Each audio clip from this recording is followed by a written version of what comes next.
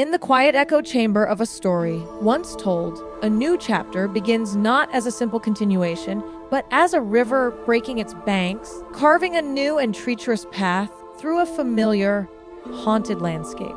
It is an immense and intricate tapestry woven from the threads of grief, hope, and the relentless, often terrifying, march of evolution. To delve into this story is to embark on a personal pilgrimage. And I must confess a deep and abiding admiration for the sheer audacity of its design. We are about to wade into its depths, so I must give a spoiler warning, as I intend to explore the entire game's incredible narrative from beginning to end. When I last recall our protagonist, Sam Porter Bridges, he had been tasked by the United Cities of Americas, UCA, with the monumental effort of reconnecting the fractured nation to the chiral network. A final, desperate hope against the apocalyptic event known as the Death Stranding. He ultimately succeeded in this quest. It's time for you to hit the road and start a new journey. But his victory was, in my opinion, tragically bittersweet, as the decommission order for his bridge baby, Lou, had arrived. Deadman's advice was grim. Incinerate Lou to prevent necrosis and a potential void out, yet he also dangled a sliver of hope, suggesting Sam could try removing Lou from the pod, a move I saw as a desperate gamble. It was a long shot, as these babies are engineered to survive only within their pods. Furthermore, by doing so, Sam would be flagrantly defying the laws of the UCA and all its regulations surrounding bridge babies. In what I believe was the defining moment of his character, Sam chose not to murder Lou. He freed her from the pod, and by some miracle of sheer will, she survived. My journey into this new tale picks up 11 months later, too, where I find Sam and Lou living a secluded life in Mexico, far from the reach of the UCA.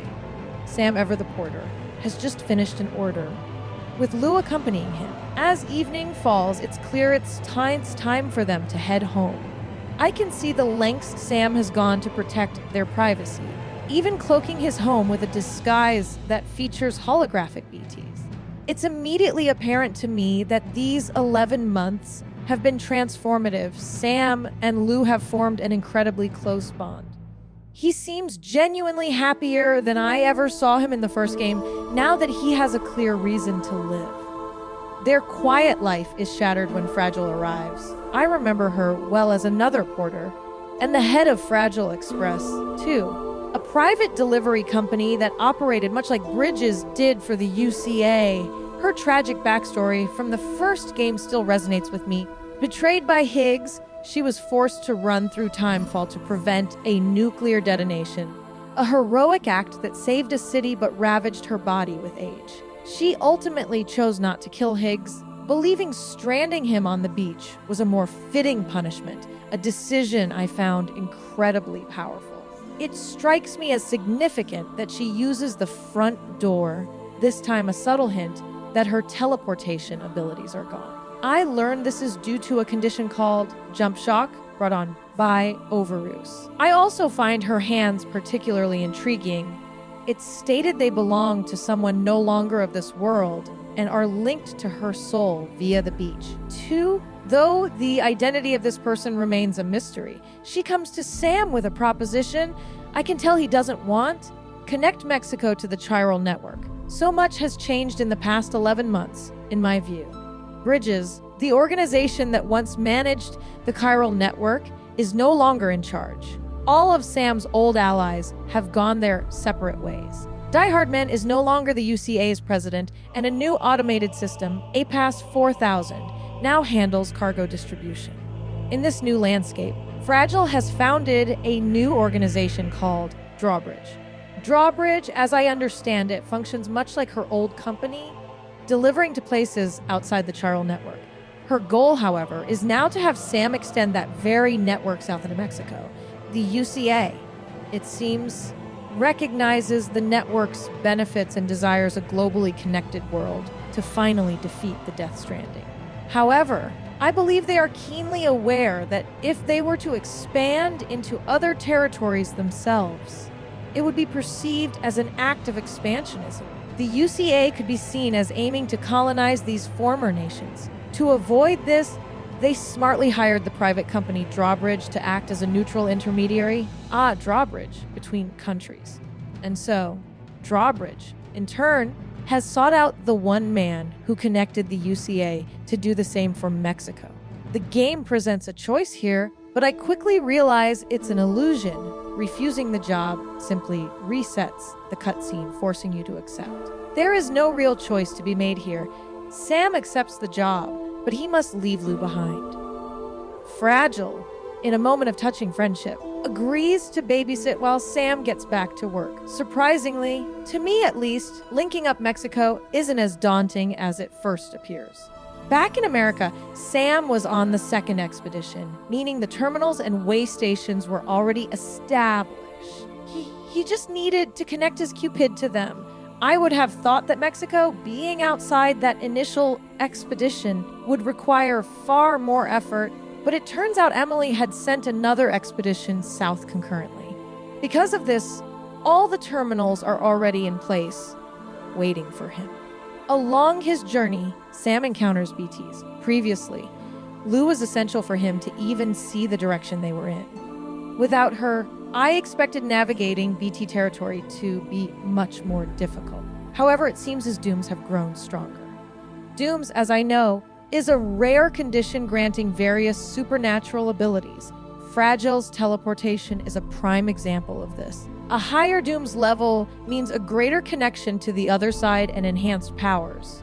Sam, who could previously only sense BTs, has apparently seen his Doom's level increase to the point where he no longer needs a bridge baby to see them. It remains unclear to me how he managed this so-called level up.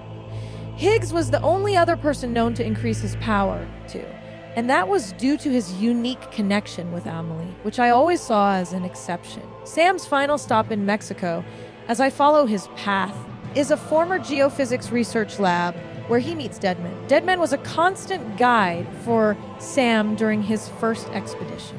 I find his nature utterly fascinating. Every living soul in this world has a beach, except for him. He was created via in vitro fertilization, using gene donors and an artificial womb. Something went wrong after his birth, leaving him without several organs, which had to be replaced with even more donor parts. He calls himself Frankenstein's monster, a being assembled from the parts of others. Because of this unique origin, he never developed a K or soul and thus had no beach. His personal quest has always been to find his beach, if one ever existed for him, but he has always failed. During the first game, his intense interest in the Bridge Baby program and his snooping into its secrets is what I credit for our deep understanding of it. Here in Death Stranding 2, I learn he came south to continue his personal search. He has a crucial personal message for Sam, but also vital information for his mission, too. He reveals the existence of a massive tar belt that isolates the southern part of Mexico. Attempts to cross it by air or sea have all failed. The chiralium in the tar made it impossible for vehicles to pass, but in their attempts, they discovered a new, non-native bird species and something they call the Plate Gate. It seems to me that when Sam completed the UCA network, this Plate Gate emerged in Mexico. It functions as a literal portal, with this specific one connecting to Australia. This astonishing discovery means two countries on opposite sides of the planet can now be linked.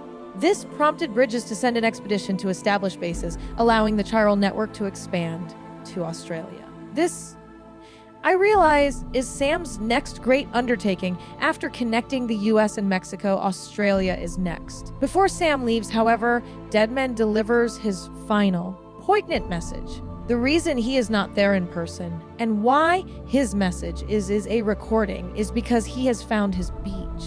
His unnatural birth didn't matter. He was human, and I believe that was enough to grant him a soul and a place of his own. With a final goodbye, he walks into the waters of his beach, disappearing forever in what I find to be a beautifully tragic moment. With Mexico connected, Sam heads home to Lou and Fragile. As he gets close, he's ambushed by red robots, I learn are called ghost mechs. Sam fights his way through them before being cornered, only to be saved by a suspiciously large, red, ninja-like ghost mech. It becomes clear to me that these mechs weren't just after Sam, they were after Lo and Fragile, too. While Fragile was babysitting, the mechs stormed Sam's home. She tried to escape via the cargo chute, but was shot while on her bike. Realizing she was out of options, she attempted to use her jump ability to get Lou to safety, but this also failed. Both she and Lou were shot, and in a truly heartbreaking turn of events, Lou died right there, with Fragile in critical condition beside her. As they discuss this tragedy, something stirs inside the BB pod that once held Lou. A small BT, shaped like Lou as a bridge baby, has taken form inside. The weight of this loss sends Sam into a deep depression. Over the following days, he even attempts to end his own life multiple times. But his repatriation ability always brings him back. After some time, Fragile comes to him and, in my view, too, gives him the very reason he needs to go on. She recruits him into Drawbridge, offering him a way to grieve while still moving forward. His new journey is the one we've already discussed, connecting all of Australia. But this time, Sam won't be alone. Fragile and the other members of Drawbridge are there to support him, and I think it's time we get to know them. The first member of Drawbridge is, of course, Fragile, who I've already discussed at length. The organization's ship is the DHV Melbourne, and its captain is a man named Tarman. I learned that Tarman lived before the Death Stranding, which makes him quite old. After the cataclysm, he and his son took the Melian out onto the Great Tar Sea to study it. They used the ship to find and study charal mammals, creatures that live within the tar. One day they discovered a massive, bloated-looking whale. It wasn't pregnant. Instead, I'm horrified to learn it was carrying a host of BT hunters, which snatched his son and pulled him into the tar. He tried to save him. But then the timefall, lightning, BTs, and his son all just vanished. His right hand was taken in the chaos as well. He has never seen his son since, but he holds onto the belief that he will find him one day. His missing right hand, I find, now allows him to read the currents of the tar and navigate the Melian without getting lost. This story is, to me, a clear and poignant play on the tale of Moby Dick, with Tarman as a parallel to Captain Ahab, who famously lost his leg to the great white whale. However, where Ahab sought revenge, Tarman simply yearns to find his lost son. Strangely, after his son's disappearance, he was visited by a black, two-winged cat made of tar. He jokes that he wonders if the cat is his son reincarnated. Given that we never actually see his son in the game, I feel that theory isn't entirely off the table. One of the most peculiar members of the crew, in my opinion, is Dollman, a man who was once human but whose soul now inhabits a doll. His wife was a nurse in an isolation ward. One day, the building was engulfed by a tar tsunami, which swallowed everyone inside, including her. His daughter, desperate to see her mother again, accompanied him to the site of the accident, even though he, as a spirit medium, knew their chances were slim. The area was swarming with BTs, but they believed they had found one that was her. They played one of her favorite songs, hoping she would recognize it. But this BT, if it ever was her, was long gone. The BT's scream attracted hunters, which dragged them both into the tar. They died shortly after, but in a strange twist, his daughter's soul managed to remain inside the doll she was carrying. In what I can only describe as an act of incredible self-sacrifice, he pushed her soul out of the doll, taking her place within it. So, while both of their bodies are gone, his daughter's soul passed onto the beach, while he remains trapped in the doll. It seems his soul is stuck in the doll forever, a truly tragic fate. Yet, he still hopes that he will one day find a way to be reunited with his daughter. For now, though, he is the Dollman. The rest of the Drawbridge crew, I discover, are found during Sam's time in Australia.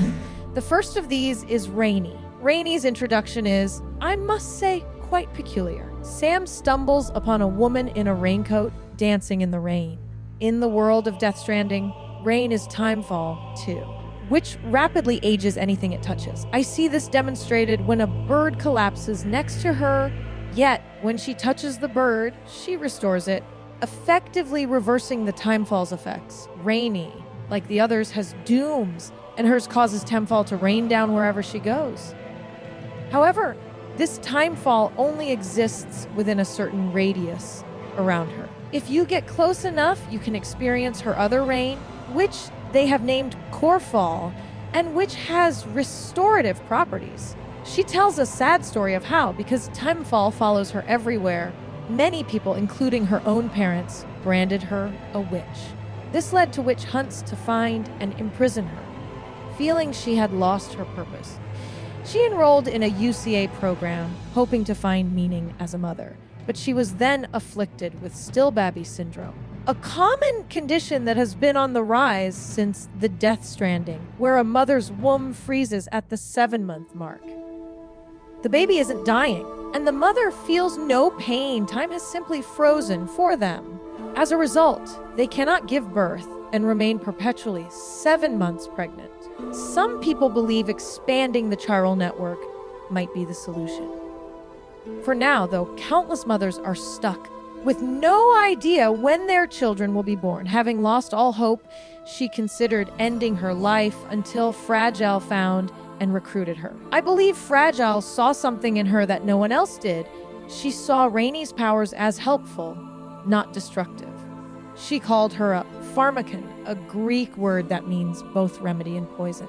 To me, this is a perfect description. Remedies heal, while poisons destroy, just like Rainey. But where everyone else pessimistically focused on her poisonous side, Fragile chose to embrace the remedy. She saw in her the power to heal, and so Rainey has become essential to terraforming the ravaged country. The world has been destroyed by climate change, human intervention, timefall, and the Death Stranding.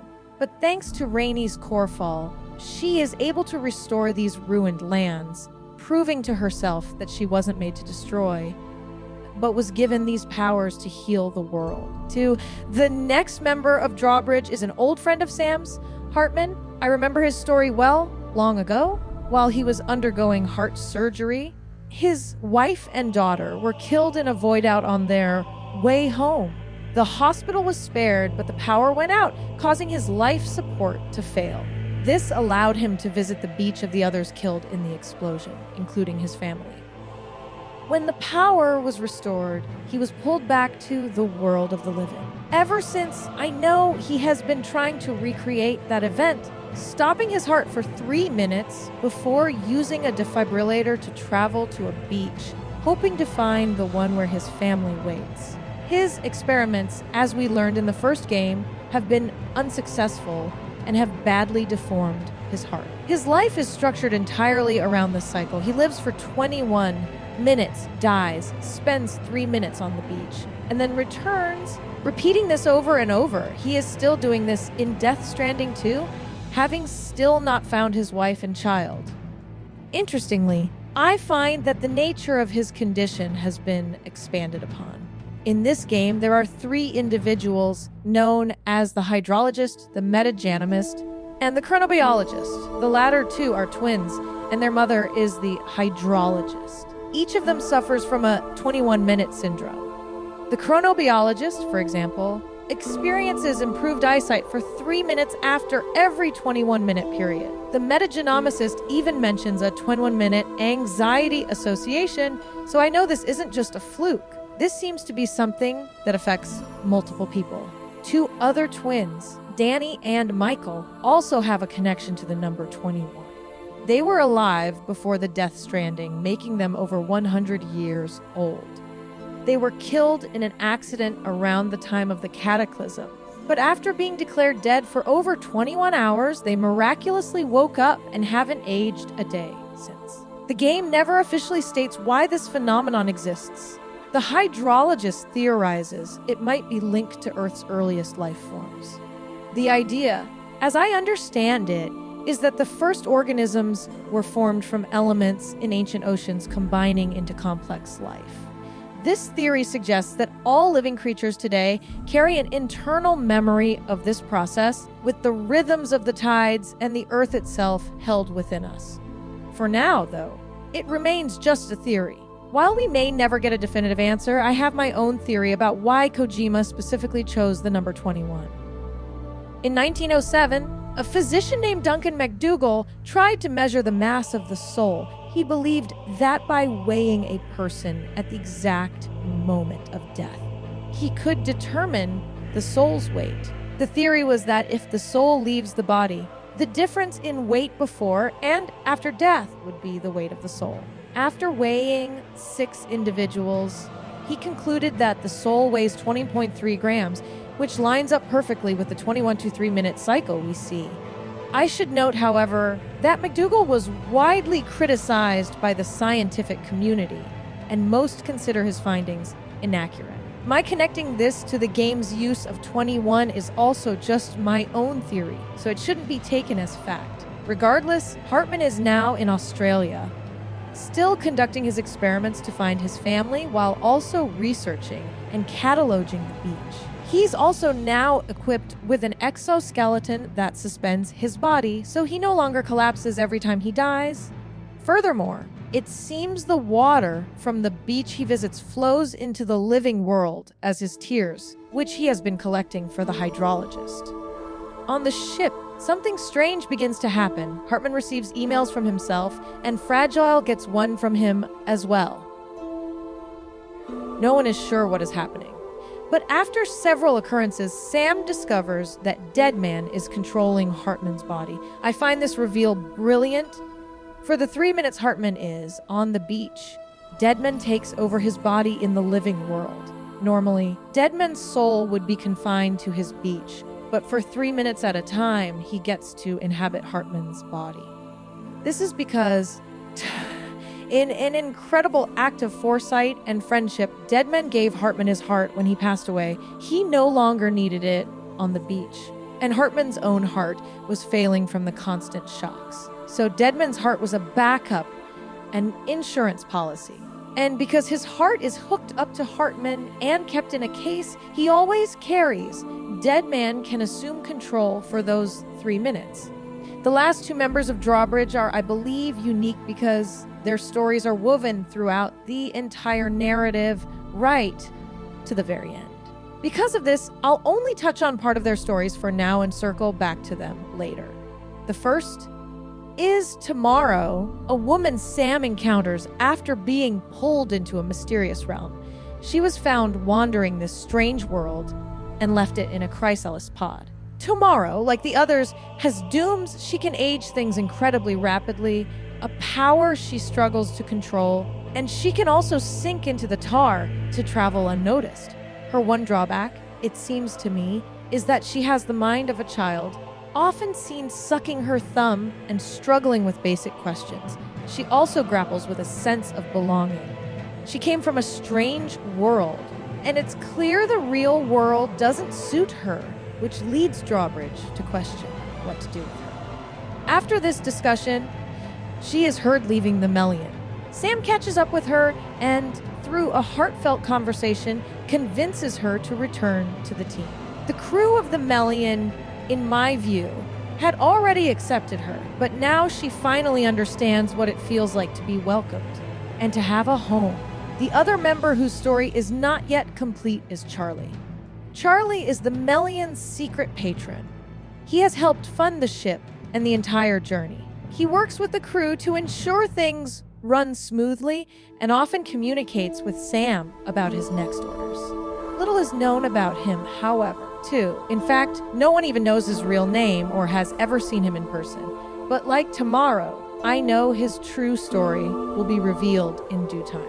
That gives a basic overview of the crew aboard the DHV Melbourne. But since I'm still exploring individual stories, I feel it's essential to circle back to what I consider the most important one, the story of Neil Vanna, Lucy, and their connection to Sam's baby, Blue. During his time in Australia, Sam frequently runs into a figure named Neil Vanna. Each of these encounters, to me, feels very much like Cliff's missions from the first game. Sam is thrust into a battle against Neil and his soldiers and must escape the world he finds himself in. Instead of the war-torn battlefields of Cliff's memories, however, Sam finds himself in places of immense destruction.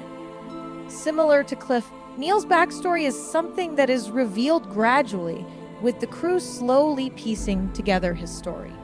Because of this, a lot of the information they gather is spread out and sometimes even contradictory as new facts come to light. To make things clearer, too, I'll go through the true story from the beginning. The first memory we have of Neil is from his childhood when his home was attacked by BTs. During the attack, Neil was burned by a necklace bearing the Cancer zodiac sign. This same burn mark was also transferred to a young girl he was trying to help. He was unable to save her, however, and had to leave her behind. Years later, Neil Vanna became a porter working for Bridges. He wasn't an official member, more of a contractor hired for specific jobs, too. During this time, he often visited a therapist named Lucy. At the end of one of their meetings, they realized they were the two children from that BT attack years ago, finally reunited. Though she is understandably less than thrilled about how he left her, Neil continued to see her. But one meeting, in particular, stands out to me. It seemed Neil had entered the country illegally multiple times, and Bridges had found out. They chose to overlook his crimes, however, because of the dirty work he was doing for them. It's a dark truth, but the UCA had him delivering suspicious cargo. On the record, he was transporting medical supplies. Off the record, he was smuggling pods containing brain-dead, pregnant women from Mexico to the UCA. Bridges, I learned with some horror, was doing this to create more BBs, bridge babies, as we know, are taken from still mothers who are brain-dead but kept alive in UCA hospitals. This is what gives them their umbilical cords and their connection to the beach, which allows porters to see BTs. This is where Sam enters the picture. Sam was also a porter for Bridges at the time and was also seeing Lucy for therapy. She specialized in dooms, and Sam, with his dooms and repatriation abilities, was a notable patient. He also suffered from aphantasmophobia, the fear of being touched, which is why I always saw him recoiling from people in the first game. Lucy helped him with these issues, and he was showing real progress. But much like with Neil, their relationship evolved beyond that of a patient and therapist. Lucy and Sam officially became a couple, and at one point, conceived a child. Neil was devastated by this news, as he was in love with Lucy and had hoped they would be together. 2.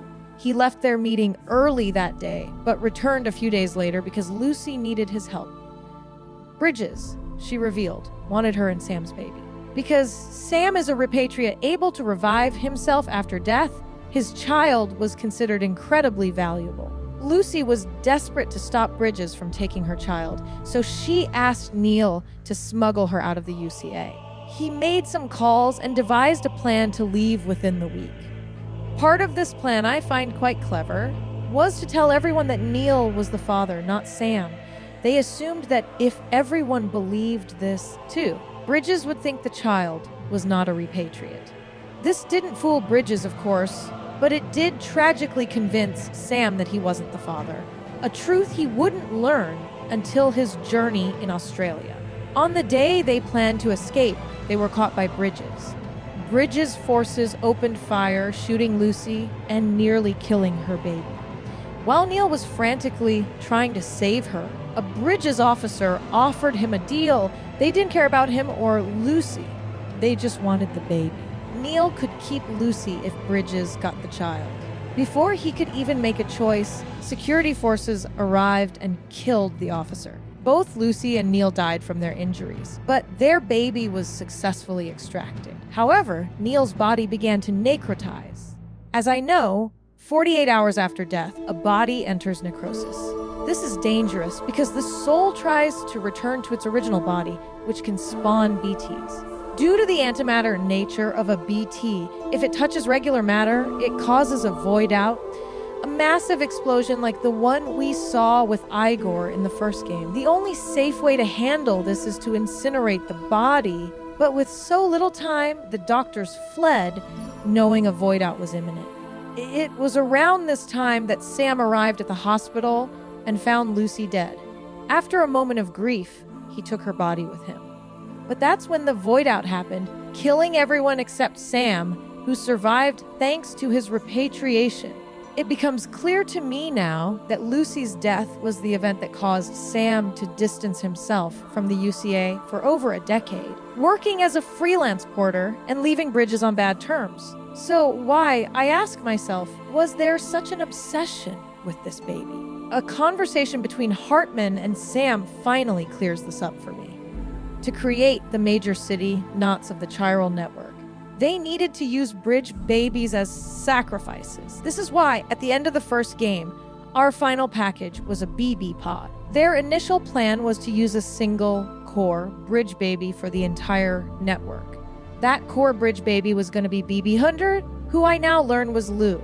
So, Lou was not only Sam and Lucy's daughter, but she was also slated to be sacrificed for the chiral network. However, their experiments with her failed, which is why the current system requires one BB for every city knot we connect. Lou was then scheduled for decommissioning, meaning she would be incinerated. But Amelie intervened. She took Lou and sent her to a storage facility where she was given the new classification of BB-28. Officially, though, Lou had been decommissioned, so no one suspected she was still alive somewhere else. This, I realize, is why Deadman noted that there were 2 BBs with the BB-28 classification. Lou had been hidden from the official records. Somehow, years later, this same BB ended up in the hands of Igor Frank, the porter Sam met when he first rejoined Bridges after 11 years. Igor was then caught by BTs and gave the bridge baby to Sam, who would carry her throughout the entire first game. He grew so attached to her that he named her Lou, never knowing that she was his own child all along. But as we know, Lou is now dead. And interestingly, it seems everyone was aware of this except for Sam. When Lou died, he fell into a deep depression. And that's when the BT version of Lou appeared in the pod.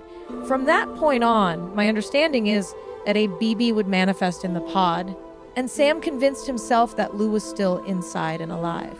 But the pod was empty, Lou was gone, and his mind blocked out the memory because the loss was too great to bear. There are moments when he seems to remember, even directly asking Higgs if he was the one who killed Lou. But as his journey continued, it appears he started to believe his own Liathat, a BB, was in the pod, and that BB was Lou. I believe this is why the BB pod is often seen flashing throughout the game, switching from dark and empty to yellow. It's a representation of Sam's mental state. When it's yellow, he's believing the lie, and when it's off, he knows the truth. He eventually has to face this truth and is deeply devastated, which to me confirms he really had believed she was in the pod the whole time. To wrap up my thoughts on Neil, I think it's worth considering why Sam is fighting him and why he keeps reappearing. Dollman mentions that these realms are sites of great tragedy, which implies to me that Neil witnessed one, and his realm reflects that. The first location is an obvious reference to his childhood home, but the others don't seem to have a direct connection. During their first encounter, Neil seems to say the word Nirvana. This could just be a slip of the tongue given his name, but I believe there's a deeper meaning. Nirvana is a Buddhist concept where one breaks free from the cycle of death and rebirth, known as samsara, to enter a state of enlightened freedom. It's ironic in a way, as Neil's worlds are filled with despair. But I think both he and Sam are experiencing their own form of samsara. Sam is forced to fight Neil repeatedly until he finally learns the truth. It is only then that Neil tells Sam to take care of Lou.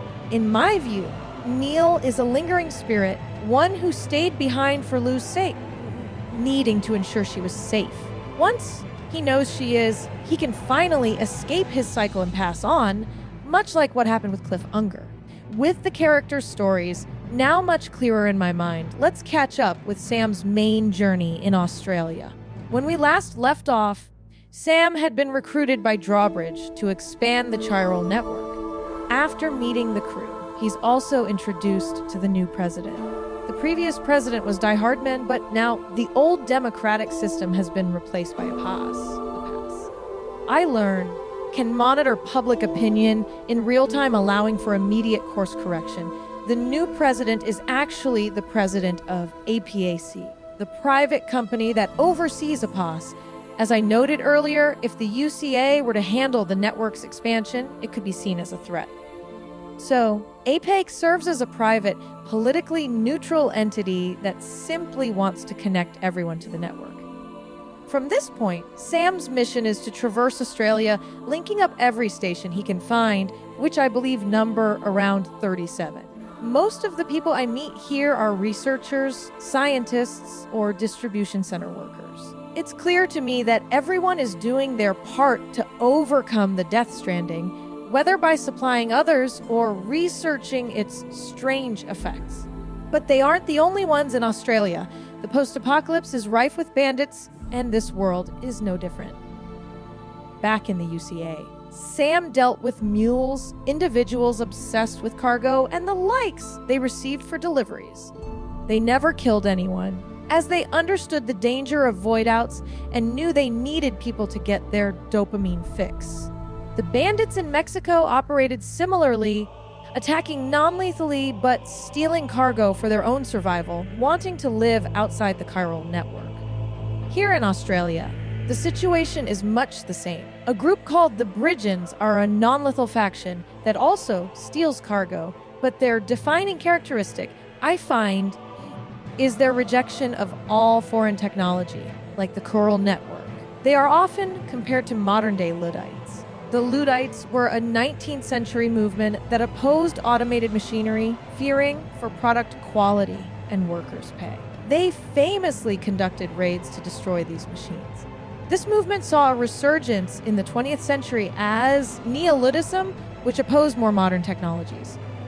The movement today is less focused, but the core belief remains that technology's advancement has had more negative effects than positive ones.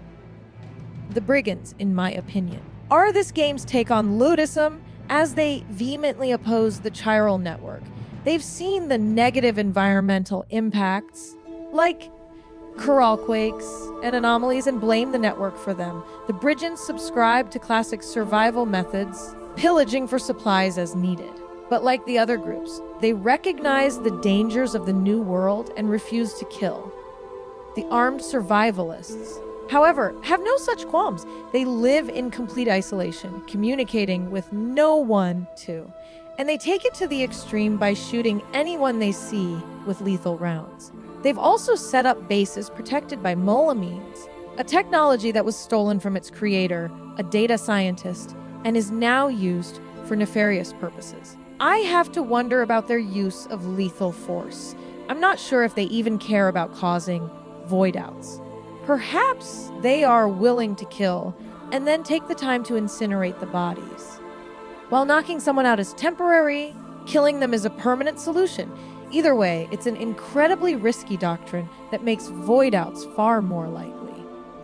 What I find truly strange, though, is that throughout the game, all of these hostile groups acquire better and better equipment, including bigger guns and armor.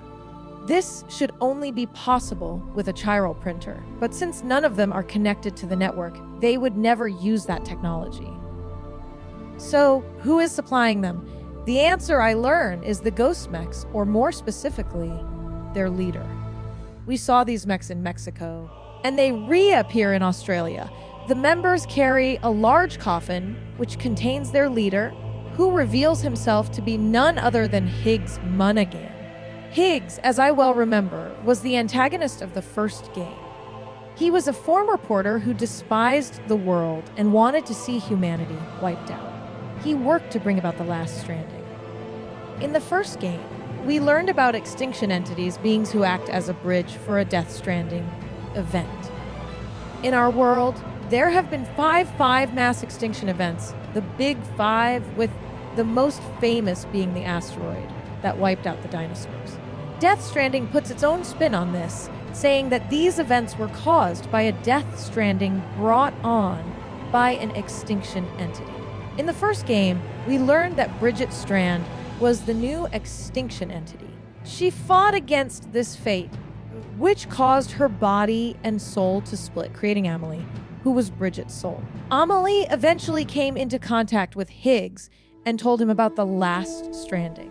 While the previous Death Strandings allowed life to continue and evolve, the last stranding would be the end of everything. Higgs and Amelie wanted to hasten this event. They wanted it to happen now rather than later. But thanks to Sam's efforts, Higgs was defeated and left trapped on the beach, while Amelie was convinced by Sam to stay on her own beach and hold off the last stranding for as long as possible, giving humanity a chance to find a solution. But now, suddenly, Higgs is back. He claims he is here for revenge against Fragile and Sam. He wants them both dead, and he wants to create a world ruled by violence and fear. Since Sam is a repatriate, Higgs plans to torture him by keeping him alive to watch his friends and world die, then killing him over and over again. He knows he can't break him physically, but he believes he can break him mentally, which is good enough for him. Higgs clarifies that he isn't actually alive in the physical sense. He is still stuck on the beach.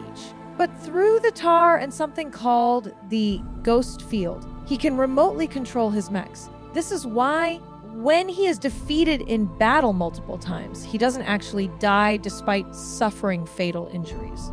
But what I wonder is his true objective. To understand that, I believe we must delve into the ending of the game.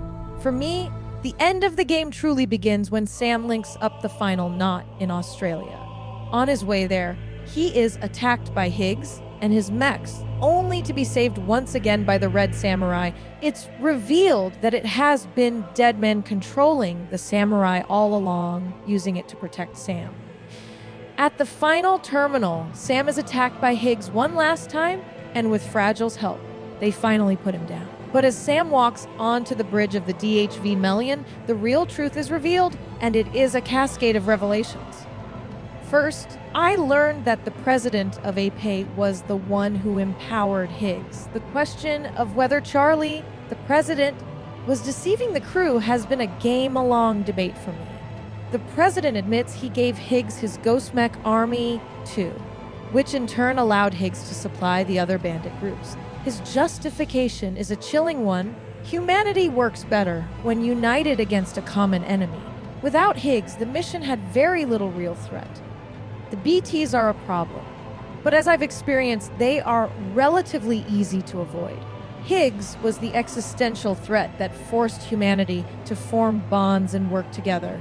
Everyone I met on this journey had a role to play in defeating Higgs or overcoming the Death Stranding, and everyone mentioned him and his army. The president, I realize, believed this was a necessary evil to strengthen humanity's connections. The president then reveals that he isn't even human, but merely a representative of APAS. The full name of the automated system is APAS 4000, and that number is intentional. Some time ago, a void out in the UCA killed 4,000 people, because they all died in the same explosion, too. They all landed on the same beach, along with the APAS data center.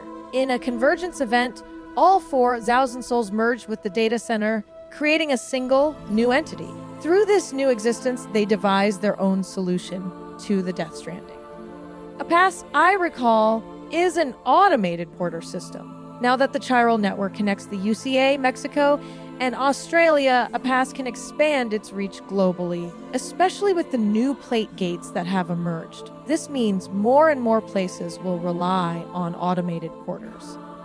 Since they are automated, they can be programmed to avoid BT fields, which is part of their zero void out policy. This plan removes the human element from delivery to prevent void outs. While this sounds logical in theory, I remember Die-Hardman telling us in the first game that they tried automated delivery before the Death Stranding, but went back to human porters because people missed the human connection. The president is well aware of this. Apas has determined that evolutionary stagnation is what begets extinction. To survive, we must evolve. The president uses the analogy of sea creatures evolving to live on land. If they hadn't, they would have been left behind in the ocean. He argues that travel and migration are the root causes of this evolution. If that first species had stayed in the water, its descendants would never have evolved to live on land. Applying this logic to the current situation, I see his terrifying point. Almost all of humanity lives in underground shelters, and only porters travel, serving as the connection between them.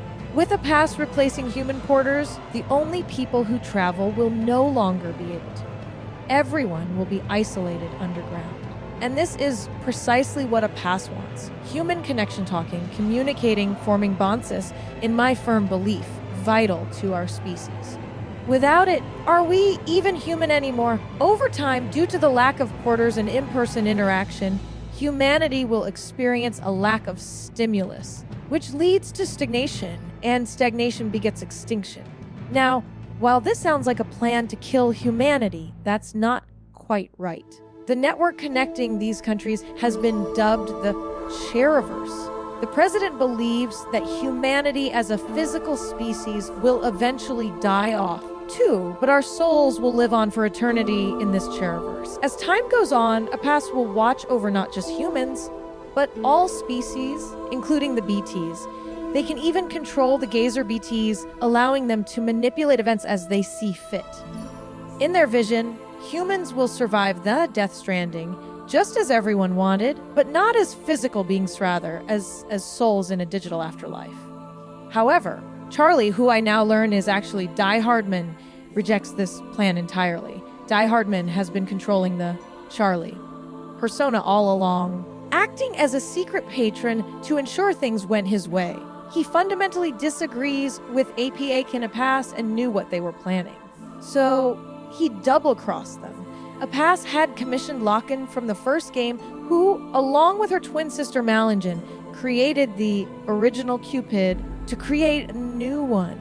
Locken initially declined, but Die-Hardman convinced her to go through with it. The new Cupid we've been using, I now understand, too, can not only create connections, but also restrict the flow of information. This means it can not only link way stations, but also sever connections, specifically the ones between Apas's servers and the dead. This would revert Apas from an all-seeing guide back into a simple tool. It's important to me to note that both Die-Hardman and Apas want the same thing, to overcome the Death Stranding. Apas believes the solution is to stagnate humanity and let us live in the treacherous. Die-Hardman, however, believes that forsaking our bodies and our freedom would make us something other than human. Just as the porter system reverted to humans because that connection was necessary, he argues that removing what makes us human is not an option. Is the president's plan easier and more likely to succeed? Probably. Die-Hardman is undoubtedly giving up a valuable tool. But in my heart, I agree with him. Humans have always overcome incredible odds. And if we aren't truly human anymore, what's the point? Die-Hardman wants to return us to what we were before the Death Stranding, a community of people who cared for and helped one another, just on a much larger scale.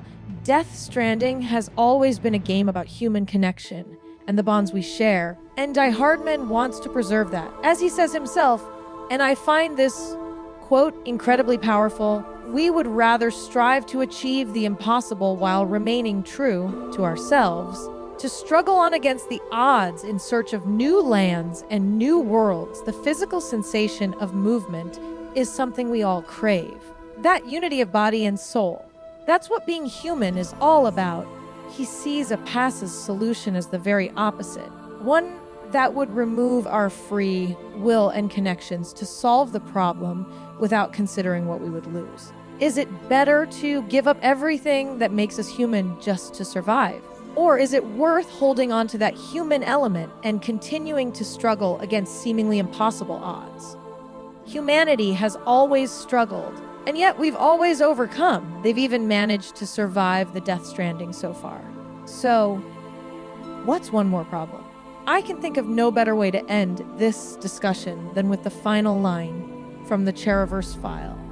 But the question remains, can a species really be considered to have avoided extinction if its members exist only as souls? Die-Hardman then activates the Cupid, connecting all the continents to build a Drawbridge, a better future. But that promise of a better future is immediately threatened.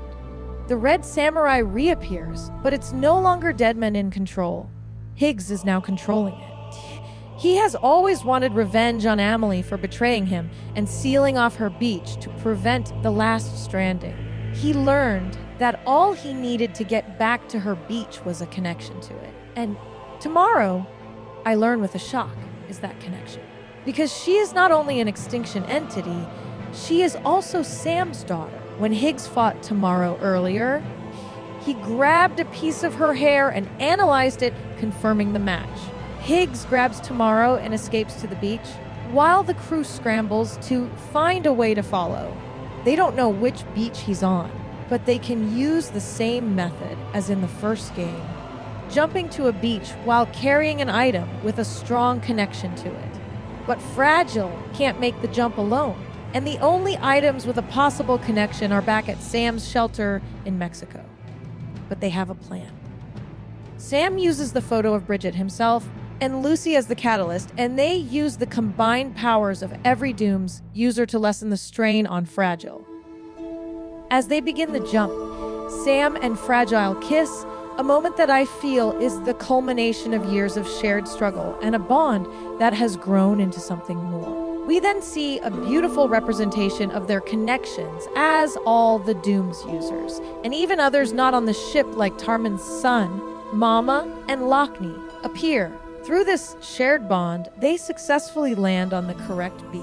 The plan is for Sam to stop Higgs, while the rest of the crew holds off the BTs. At the end of the path is the real Higgs in his physical form. As we are now on the beach, he talks about the crushing loneliness of being on the beach for what felt like thousands of years, due to time flowing differently here. He was about to give up when he found a pass. We know they worked with him, too, giving him his army to encourage human connection, but he, of course, was only using them to achieve his own goal of enacting the last stranding. What follows is a final boss fight in classic Kojima style, complete with a guitar duel and health bars. After Sam defeats Higgs, it seems he's too late as Tomorrow is taken away. But then a giant baby emerges, crushes Higgs, and is overjoyed to see Sam. That baby, I realize, is Lou. And even more stunningly, Tomorrow is Lou. There is a lot for me to unpack here. I've already discussed Lou's origins with Lucy and Neil, so let's continue from there. Sam got Lou from Iger in the first game and carried her with him. While he was in Mexico, Fragile was babysitting her when Higgs attacked. What we thought we knew was that Lou died and Fragile barely survived. But that's not the whole truth. As Fragile now explains, when she was shot, the impact separated her body and soul, sending her soul to the beach. Because time flows differently there, she experienced death on the other side. But in the real world, where time is slower, she was still alive. Her body just hadn't caught up yet. Her death was delayed. I've seen this before with Mama in the first game, who only survived because of her baby's connection to the other side. When Sam cut the cord, her delayed death finally caught up to her. While Fragile's body was unconscious, her soul was still active. She had told us that she tried to jump Lou away from Higgs, but it was actually Lou who was communicating with the lost souls on the beach. When Lou died, Fragile's soul believed that Lou would be happier with the people she had called out to. So she took Lou to the other side, and one of the people there was Neil Vanna. As Lou crossed over, a chrysalis pod formed, and from it emerged Tomorrow, all grown up. This perfectly explains to me why we first met Tomorrow in Neil's realm and why she acts like a toddler. She literally was a baby just moments before. Fragile didn't remember any of this until they landed on Apas's beach.